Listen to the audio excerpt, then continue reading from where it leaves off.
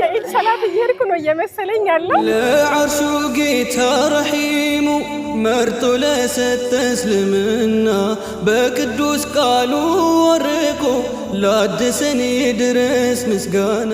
የመጽሐፉ ርዕስ እኔ ማን ነኝ ይልና ራስን ማወቅ መቀየርና ወደ አላህ መመለስ ይላል። ይህንን መጽሐፍ ያዘጋጀችው የኸዲጃ የመጀመሪያ ልጅ የሆነችው የ14 ዓመቷ ሐሰናት ሙሐሰን ናት። እዚህ የወጣሁበት ብቸኛ ምክንያት ማታ ፕሮግራም ሰርቼ ስጨርስ ሐሰናት ወደ ጓሮ ጠርታኝ ይህንን መጽሐፍ ሰርቼ አሳትሜያለሁ፣ ጽፌዋለሁ፣ አልቋል። ነገር ግን በዚህ ሁሉ ሂደት ውስጥ እናቴ አታውቅም። ነገ በዛ ፕሮግራም ላይ እሷን ሰርፕራይዝ ማድረግ እፈልጋለሁ። ይህ ለእናቴ የህይወት የመጀመሪያው ጉዞ ስጦታ ይሁንልኝ። ይሄ ያንቺ ያስተማርሽኝ እንድኖር ያደረግሽኝ ነውና እኔ ኖርኩትን ደግሞ ሌሎች እንዲኖሩ ትንሽ አበርክቶ ይሁንልኝ በማለት ይሄንን መጽሐፍ እንግዲህ አበርክታለች እና ሁሉም ኡስታዞች ጋር ደርሷል። ሁሉም ፈርመውበታል። ከኡስታዝ ያሲን ኑሩ እጅ ስጦታው እንድትቀበልልኝ ነው የምፈልገው ብላ ደግሞ ያው ወስያ ስለሆነ አድርሼ ነው ከዛ ነው ብላለች። እህት ኸዲጃን ጋብዝና ከኡስታዝ ያሲን ኑሩ የልጅሽን የመጀመሪያ ልጅ ወይም ደግሞ መጽሐፍ የሆነው ይሄንን ትላደርጋለን።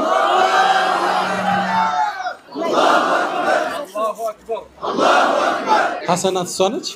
ሐሰናት ማሻአላ ከበስተቀኝ የምትገኘው የእህታችን ኸዲጃ ልጅ ሐሰናት ነች። ዛሬ ከሐፈዙት ውስጥ አንዷ ነች። ዛሬ ደግሞ መጽሐፏን ወልዳ የምታስመርቅበት ቀን ነው። አላሁ አክበር።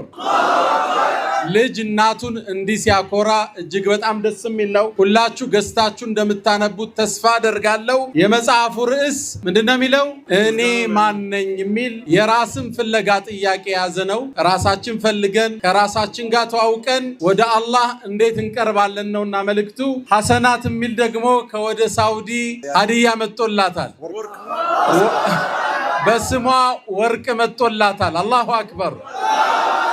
በነገራችን ላይ መጨረሻ ይቀርባል ሐሳቡ። ለሁሉም ሐፊዞች ወርቅ መጥቶላቸዋል። አላሁ አክበር።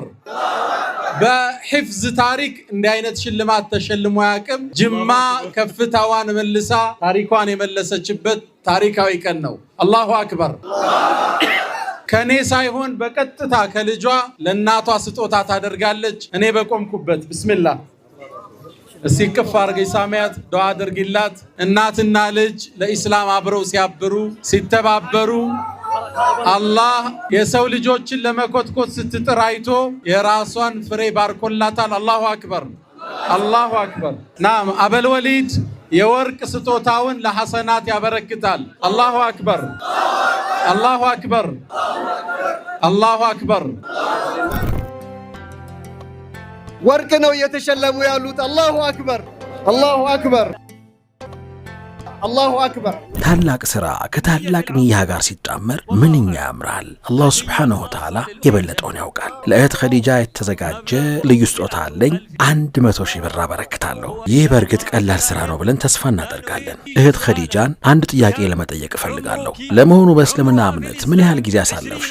አዎ ወደ ኢስላም ከመጣች 20 ዓመት ነው። በእነዚህ ጊዜያት ውስጥ የአላህን ሱብሓነሁ ወተዓላ መጽሐፍ የሐፈዘ የአላህን ሱብሓነሁ ወተዓላ ትእዛዛት የሚፈጽምና ክልከላዎቹን የሚጠነቀቅ ትውልድ ማፍራት ችላለች። ለእናንተም ሆነ ለራሴ የምጠይቀው ወሳኝ ጥያቄ የኛ ፕሮጀክት ምንድነው? ለኢስላም ምን አበረከትን? አንተ በኢስላም ውስጥ 20 ዓመት 30 ዓመት 40 ዓመት 60 ዓመት የኖርከው ለኢስላም ምን አበረከትክ? እያንዳንዳችን ለኢስላም አንድ ቁም ነገር ማበረከት እንችላለን። ስለዚህ አላህን እንፍራ።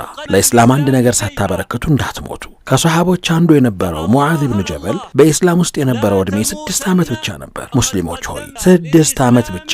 ነገር ግን በሞተ ጊዜ የረሕማን አርሽ ተንቀጠቀጠለት። ሰዕድ ኢብኑ ሙዓዝ ሲሞት በተመሳሳይ ሰዕድ ኢብኑ ሙዓዝ ሲሞትም የረሕማን አርሽ ተንቀጥቅጧል። ታዲያኛ ወንድሞች ምን አበረከትን? አደራ እንዳትሞቱ።